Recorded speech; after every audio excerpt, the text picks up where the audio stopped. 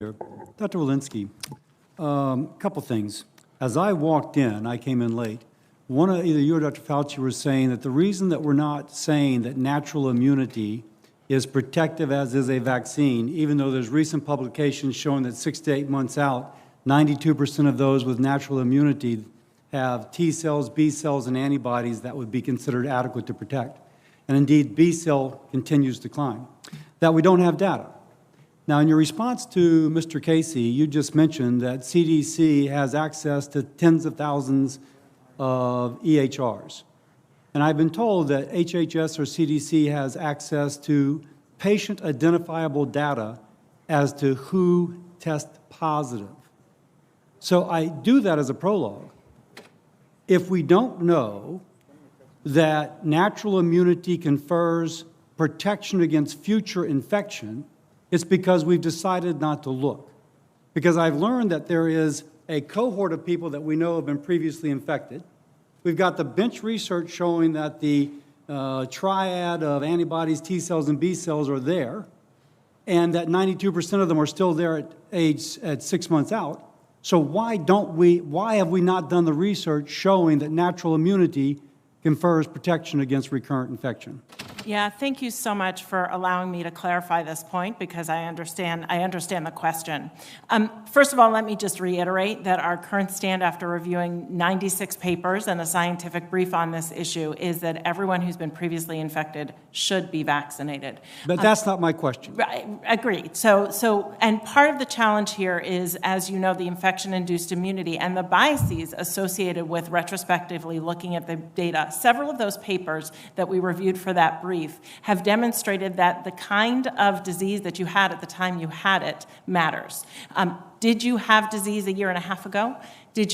Were you an older person? Can I stop you for a second? We could do this prospectively, because you know who is actually, apparently I'm told you've got patient identifiable data, and you would be able to say, okay, 6 months ago, we're going to start everybody infected within the last 6 months, and be able to follow their EHR prospectively to see this. I mean, theoretically, CDC has the ability to do this right now.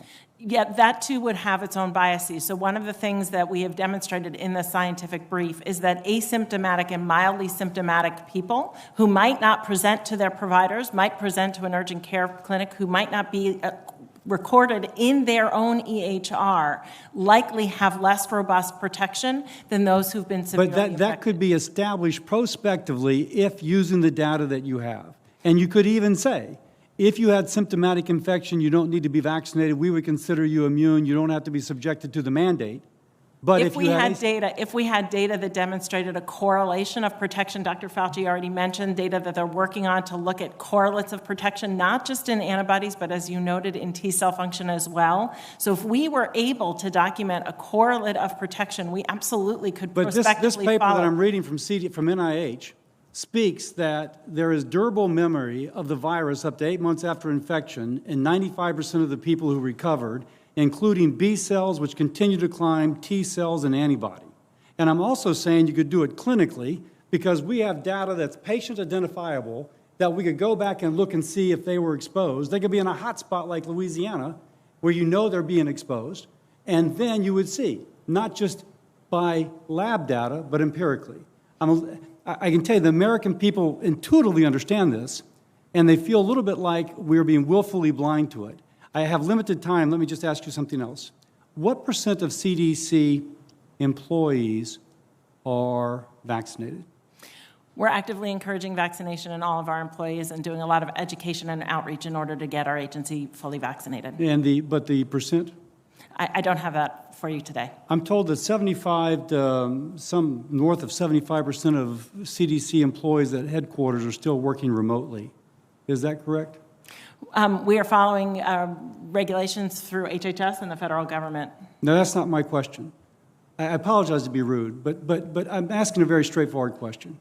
I've been told that north of 75% of employees at CDC headquarters are working remotely.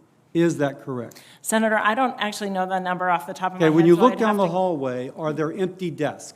Are over 50% of the desks empty? Senator, I don't have the numbers off the top of my head. What I will tell you is that we're working closely within HHS and the administration to follow the governmental rules for return to the workplace. There was a recent GAO report that shows, and released in the last 2 weeks, that there's been no coordinated response from the federal government to get people back into work. Now, if there's any agency that, since we have teachers in Fulton County are back at work, that the caseload of COVID in Fulton County is about 88, at its peak it was 606. If what I've been told by someone who frankly kind of knows, that people in laboratories are not showing up. I have no clue how laboratory workers who presumably are vaccinated wearing PPE would consider themselves eligible to stay at home. I say this because I just want to echo, we got to lead by example in the federal government. If our public health agencies don't have enough confidence in the immunization and in the PPE to go back to work fighting infectious diseases, there's going to be a lot of undermining of a willingness to further fund public health. We absolutely have our essential labs back at work conducting their essential research towards this response. And we are following the regulations and providing technical assistance and technical support to the federal government for return to work policies. One more thing. Angus King and I had sent a letter dated February the 25th asking about genomic surveillance. We've still not received a response. You referenced it in your earlier remarks. Both Senator King and I would appreciate a response. We'll get back to you. Thank you very much. Thank you. I yield. Thank you. I'm going to go vote. The next four senators I have in my order are Senator Baldwin, Marshall, Rosen, and Murkowski. I will return. Thank you, Madam Chair.